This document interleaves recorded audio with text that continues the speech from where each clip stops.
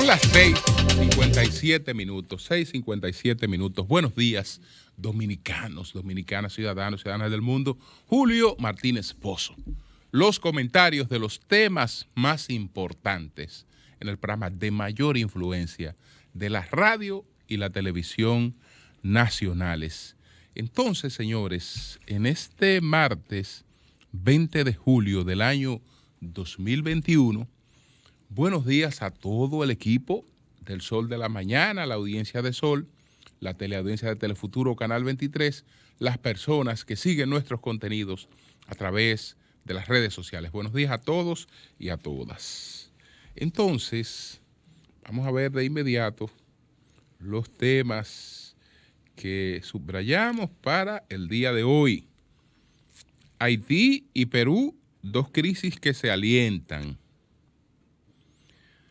El panorama real de las sedes y las posibilidades de recuperación de la economía dominicana. Entonces, además, permítanme ver rápidamente esta información que causa un poquito de sorpresa porque aquí hubo una gran bulla para resolver un problema que no existía como tal, o como problema, digamos, grave, etcétera, que fue que eliminamos el matrimonio infantil. En los años que tengo yo no he conocido matrimonio infantil en la República Dominicana, pero bueno, lo eliminamos y qué bueno que lo eliminamos. Qué bueno. Hay otros crímenes que yo no lo he conocido, que tal vez no se han producido, y si de antemano lo eliminamos, qué bueno que lo eliminamos. Excelente. Excelente. Pero entonces nos encontramos con que un problema que sí tenemos, que es muy grave, que es el del embarazo entre las adolescentes y una serie de cosas, ese problema pues hay que prestarle bastante atención. Y ayer, aunque esto es una cuestión para la puesta en retiro, se produce la información de que fueron ascendidos 5 generales para ponerlo en su condición de retiro, es decir, para garantizarle la mejor pensión de retiro, y entre ellos está el general Acosta Castellano, que estuvo vinculado con un escándalo, con una relación con una menor. El Poder Ejecutivo ascendió a 5 generales al rango de mayor general y los colocó en situación de retiro con disfrute de su pensión correspondiente. La medida está contemplada en el decreto 441-20, es decir, que este general ha sido merecedor de un retiro digno, es decir, el retiro que está contemplado para los militares de una trayectoria limpia, etcétera. A la hora de retirarlo, van a un retiro digno que implica esta medida. La medida, pues ahí está contemplada. Los generales de la Policía Nacional ascendidos y colocados en retiro son José Acosta Castellano, Ramón Alcántara, Ramón Siriaco Núñez, Víctor Antonio Campuzano Jiménez y Alejandro Dipré Sierra. Entonces, dentro de estos 5 generales que han sido beneficiados con un retiro honroso, está este general Acosta Castellano. Ahí hay un mensaje que opaca mucho la bulla que se hizo para la eliminación del matrimonio infantil en la República Dominicana. Entonces, bueno, ayer 2 informaciones dan cuenta de que 2 crisis en la región tienen aliento. Y decían antes que todo el que se iba a morir, se mejoraba, pero bueno, la gente se alienta, las sociedades también.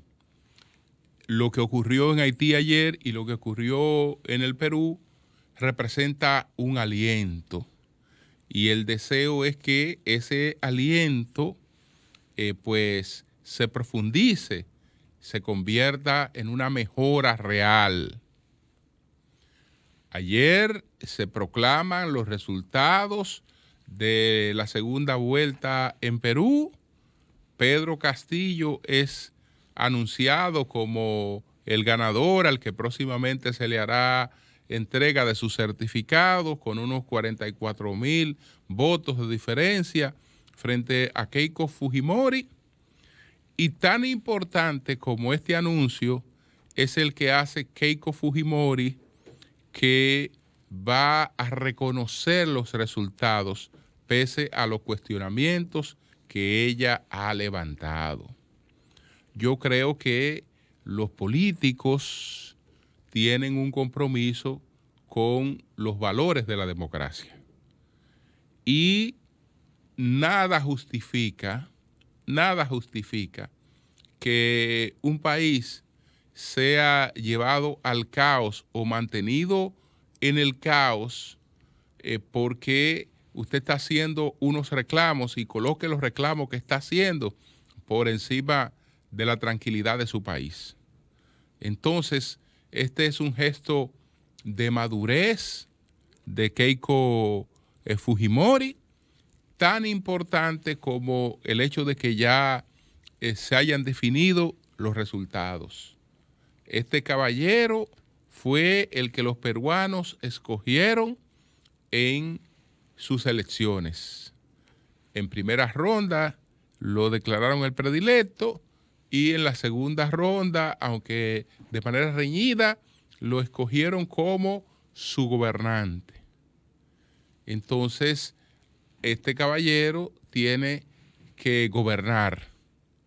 Ojalá que quienes tenemos muchas aprensiones con elecciones de esta naturaleza, que obedecen a otra cosa y que trastornan mucho lo que es la democracia, que ahora pues se ha extremado.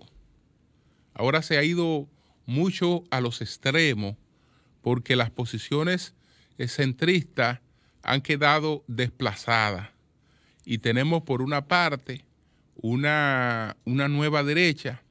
Esa nueva derecha es muy distinta a la que se había considerado como tal a partir de la Segunda Guerra Mundial, porque esa nueva, lo que se llama derecha, básicamente, y se había institucionalizado, era de compromiso con el sustento de la democracia, el progreso económico, la juridicidad, cosas que le importa muy poco a esa nueva derecha de extremo, sobre todo alimentada por las redes y alimentada por el llamado neuromarketing.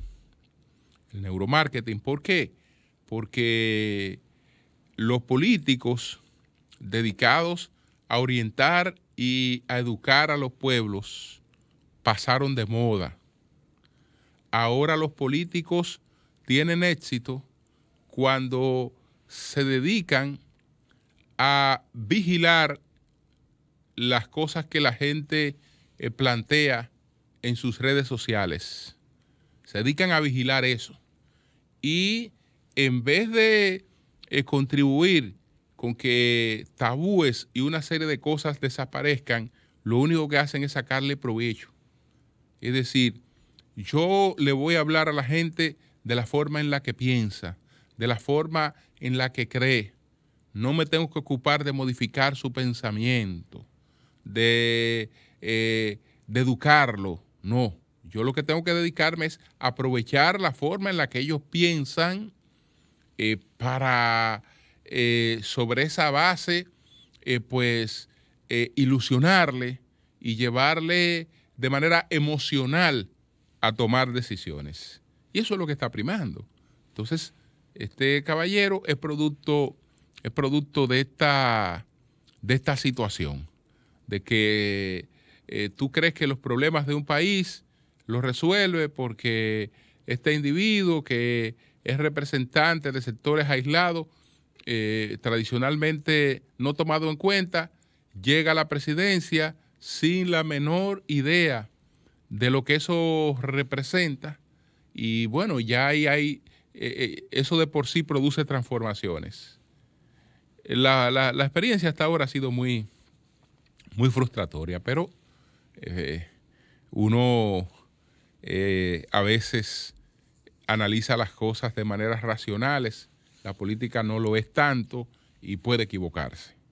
De manera que el político que los peruanos votaron es su presidente. Vamos a ver qué se trae entre manos, y es importante que se le haya colocado una pausa a ese conflicto y que esa sociedad pueda reencontrarse. Lo propio alienta mucho lo que ocurrió ayer en Haití. El nuevo primer ministro, que se llama Ariel Henry, un médico neurocirujano, 71 años de edad, un hombre que ha formado parte de los consejos de sabios que han estado alrededor de varios gobiernos en Haití, que ha desempeñado funciones en el Estado, una persona de mucho prestigio, pues, y también de una gran capacidad de conciliación, pues se juramenta como nuevo ministro y al mismo tiempo pues presenta un gobierno como la comunidad internacional había solicitado, un gobierno de unidad.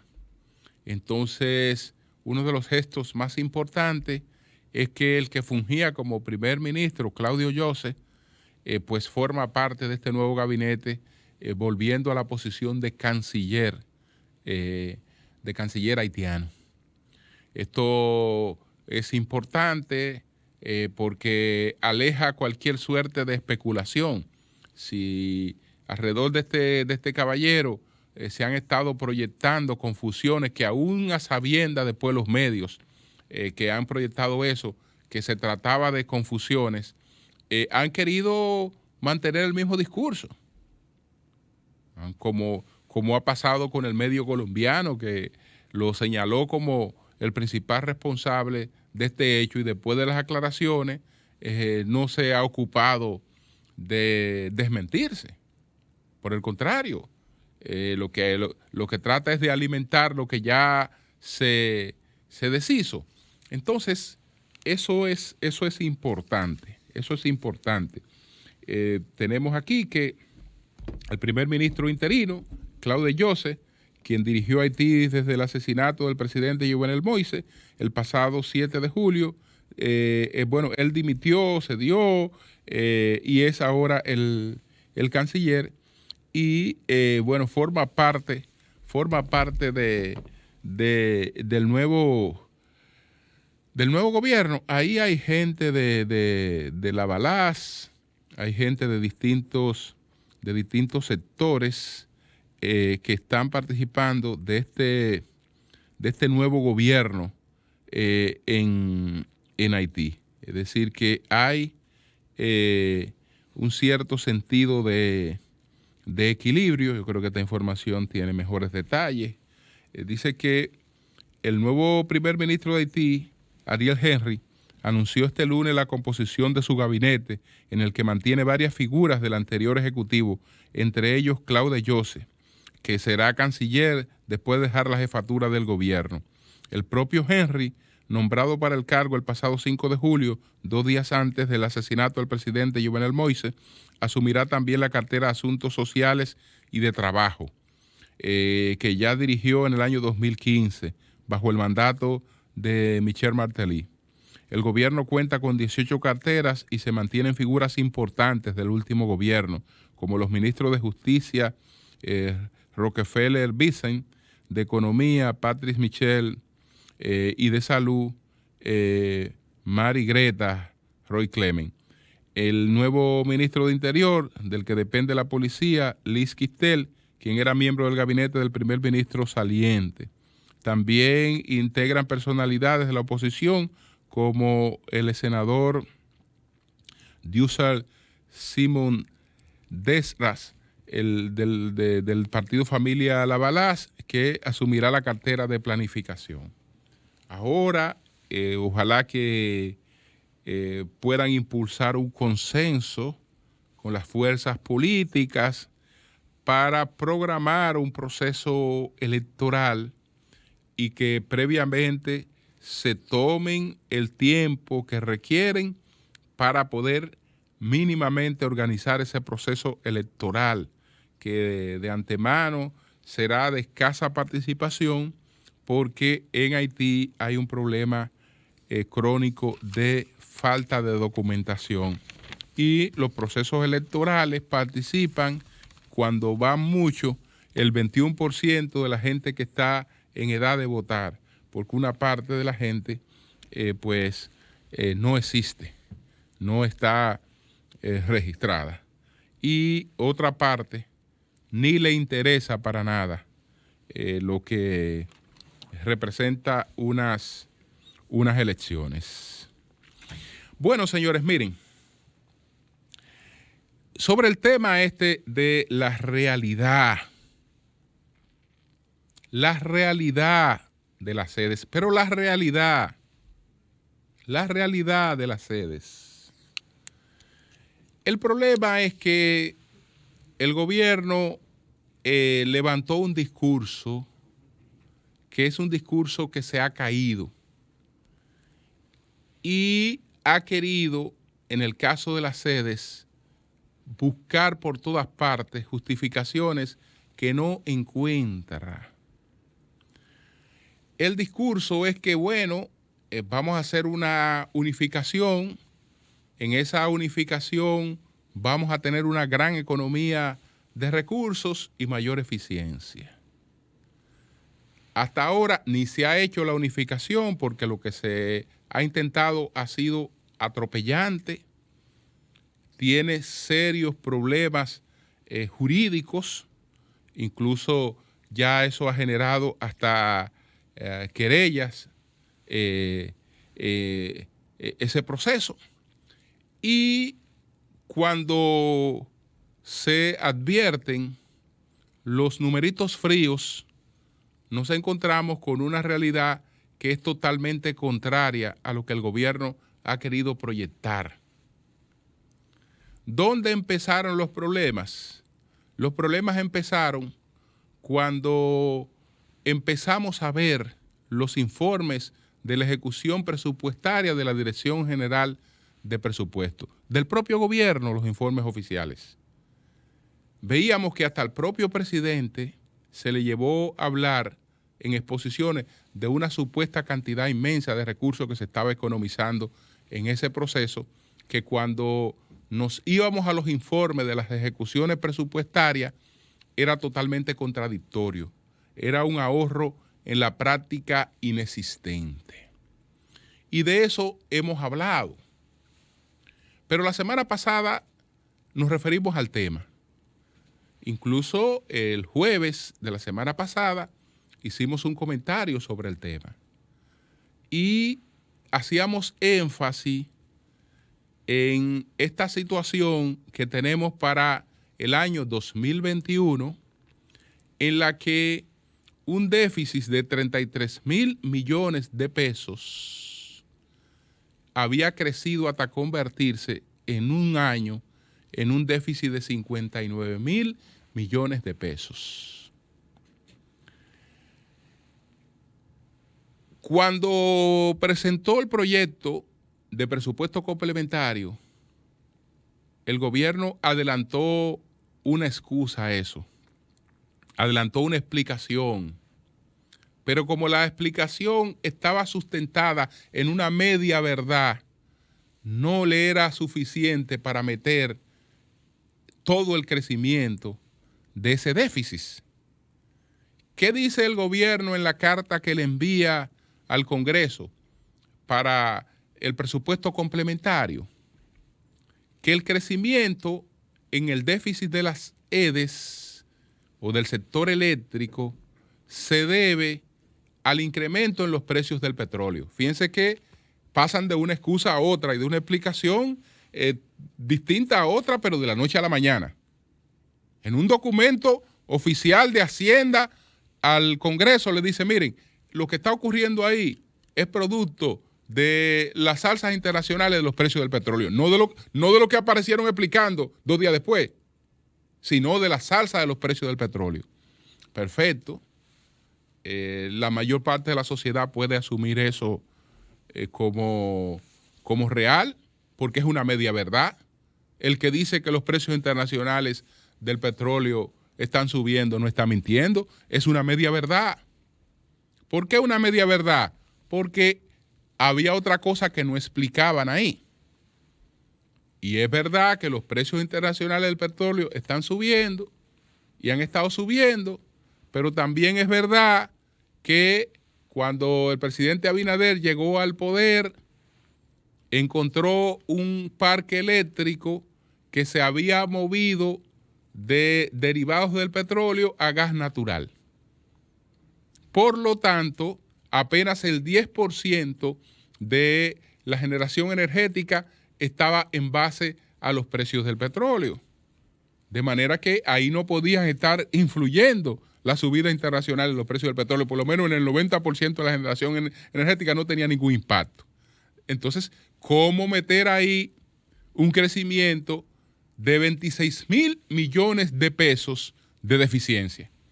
No le cabían.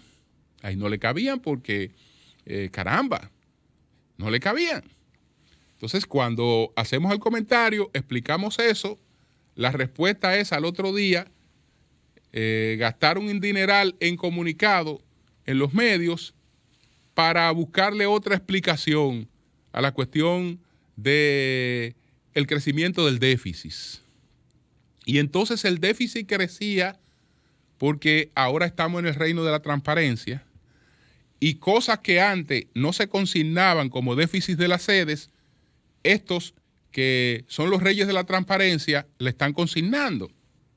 Y cuando usted va a ver y ver los documentos, lo que ellos están planteando, ¿cuáles eran esas cosas que supuestamente no se consignaban antes como parte del déficit que ahora ellos están consignando? Se refieren a 2 cosas. La más importante de ellas son las deudas acumuladas. Entonces le están diciendo, miren, ahora ha crecido el déficit, pero no es que el déficit ha crecido, es que antes no se contaban las deudas acumuladas y nosotros ahora las estamos contando. Es más, nosotros nos estamos economizando unos cuartos. Bueno, yo no sé por qué se subestima tanto una opinión pública que se moviliza, que maneja informaciones. Yo no sé por qué se subestima tanto. Señores, cuando estamos hablando del déficit de las sedes, estamos hablando de un concepto que se remite a un periodo de 12 meses y no más. Es decir, déficit es la deficiencia que hay entre el flujo de caja y los egresos de las EDES en un año. En un año.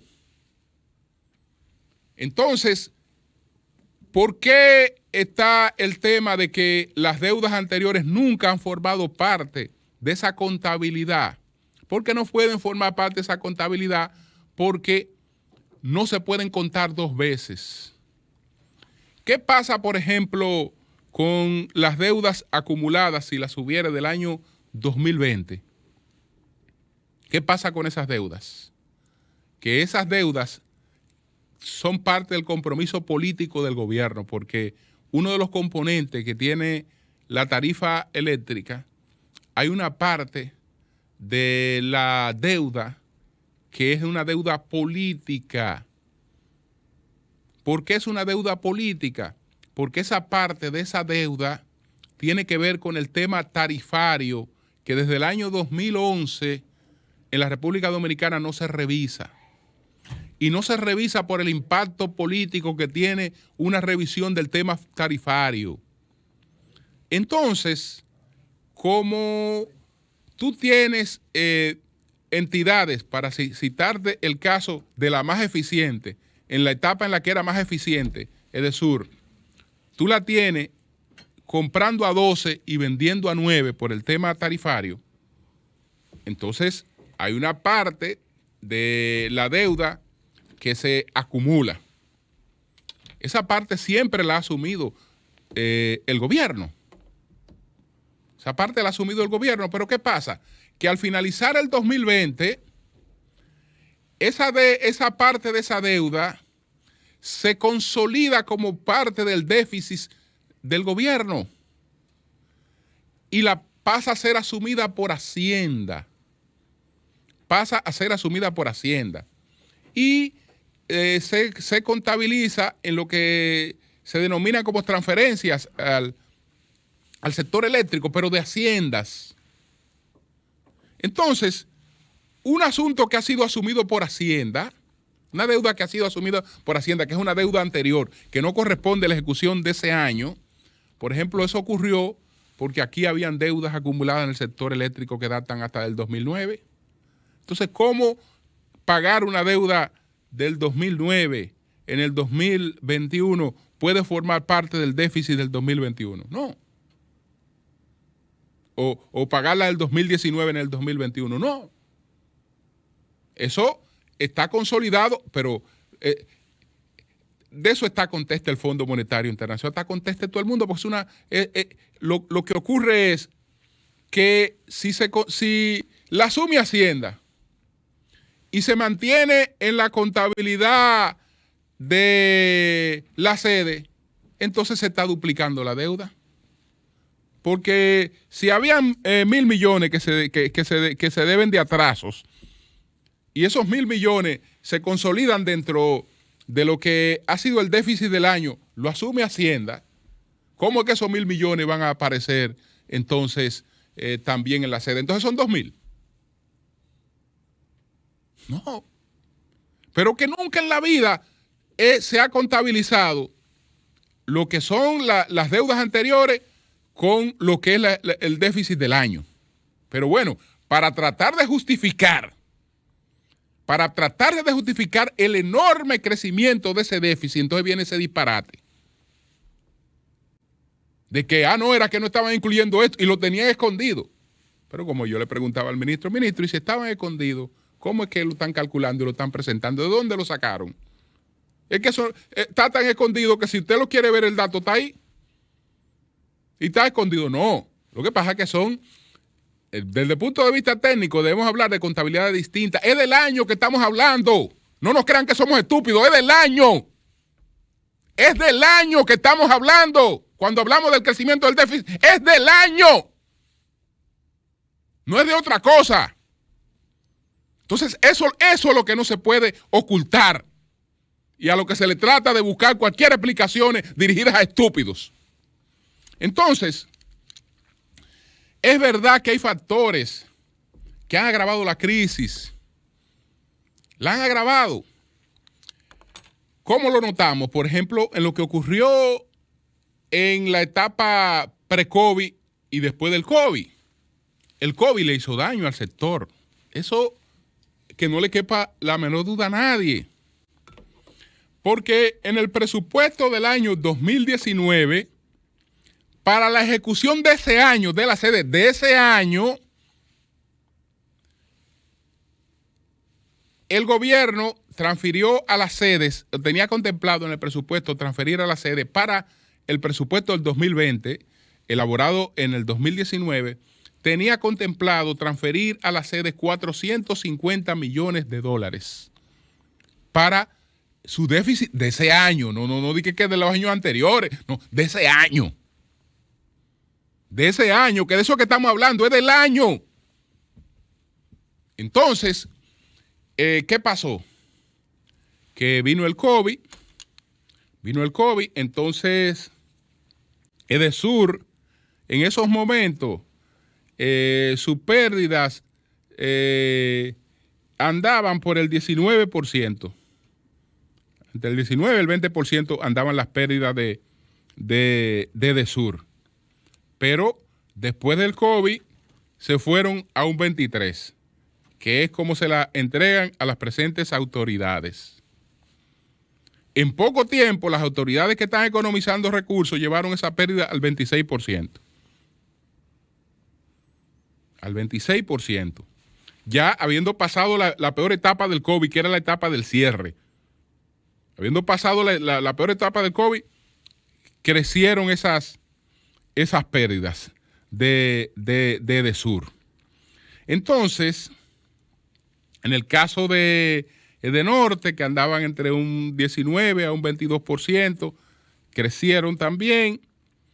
Y en el caso de este, que es el caso más grave, con el COVID, estaban en 38, se fueron a 43, ahora están en 56%. Pero eso es una realidad que está ahí clara. Una realidad que está bastante clara ahí. Hay otra cosa que se plantea con mucha insistencia, y es que supuestamente se está haciendo una reducción de pérdidas. Se está haciendo una reducción de pérdidas, pero yo no sé cómo diablos es que están haciendo esta reducción de pérdidas. ¿Cómo es que se está llevando a cabo esta bendita reducción de las pérdidas? Porque para hablar de reducción de pérdidas, saben que las pérdidas tienen varios componentes y la más importante hay pérdidas técnicas y hay pérdidas administrativas. Las pérdidas técnicas nada más se reducen de una manera. Nada más se reducen de una manera, que es con inversión. Es decir, si un administrador viene, como se sentó el de Edenorte aquí, y dice, mire, yo he reducido las pérdidas. Y cuando le pregunto, señor administrador, ¿y cuánto invirtió Edenorte este año en reducción de las pérdidas? A mí no me dieron un chele para invertir en reducción de pérdidas. Hermano, ¿y cómo usted está reduciendo pérdidas si usted no le dieron un centavo para reducir pérdidas? Señores, ustedes saben cuánto implica la inversión para reducir esas pérdidas técnicas en estos momentos. Eso debe andar por una inversión de $1,600 millones.